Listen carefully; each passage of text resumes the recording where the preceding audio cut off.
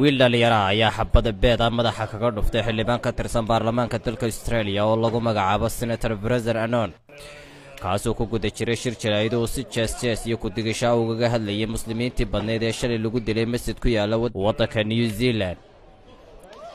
ninkan xildhibaanka oo ka mid ah dadka cunsuriyiinta ah ee muslim nacaybku madax maray ayaa shirkiisa jaraa'id ee uu qabtay isla maalintii shalay ee Jimcaha ahayd waxa uu ku sheegay kuna dooday in bulshada muslimiintu yihiin dad qaxoonti ah oo dambiyo badan geysta isla markaasna fuliyo weerar argagixiso isagoo xusay in weerarkii shalay lagu qaaday masjid ku yaala New Zealand uu ahaa mid ka dhashay sida uu hadalka u dhigay dambiyada ay dadka muslimiinta ahi fuliyaan oo abaalkooda lagu marinayo. hase yeeshee xildhibaankan cunsuriga ah oo ku dhex jira hadalkiisan xambaarsan cunsuriyadda iyo islaam nacaybka ayaa waxaa si kadisa u soo ag istaagay wiil dhalinyaro oo la sheegay inay da'diisu tahay 17 jir kaasoo xabad beeda madaxa kaga burburiyey waxaanu falkaasi sababay inuu xildhibaanku joojiyo hadalkiisa kadibna uu 2 jeer madaxa ka feedhay wiilkii yara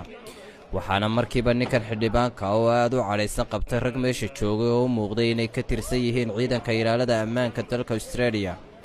kuwaasoo ka hortagay inuu waxyeello gaadhsiiyo wiilka yar ee beedka ku dhuftay.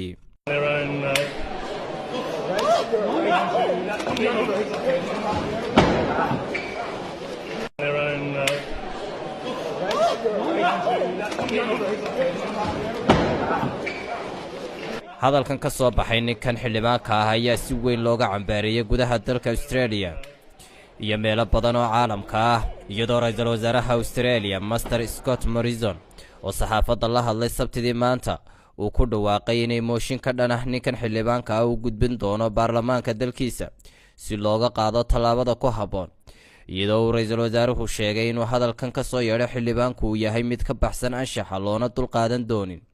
in qof muwaadin shicib ah hadalkaas oo kale uu ku hadlo iska dhaaf mas'uul qaran oo xubin ka ah baarlamaanka Australia. geesta kale ciidanka booliska ayaa sheegay in wiilka dhalinyarada ah oo la xidhay markii uu beedka ku dhuftay ninka xildhibaanka ah hadda uu dib u helay xorriyadiisa iyadoo aan wax dambi ah lagu soo oogin waxaana muuqatay in wiilkan yari oo shacbiyad badan kasbaday kadib markii baraha bulshada lagu faafiyay muuqaalka laga duubay markii uu beedka ku dhuftay xildhibaanka cunsuriga waxaa baraha bulshada si xoogan lagu faafiyay qoraallo lagu ammaanayo wiilka yar laguna sifeeyay inuu yahay geesi taayir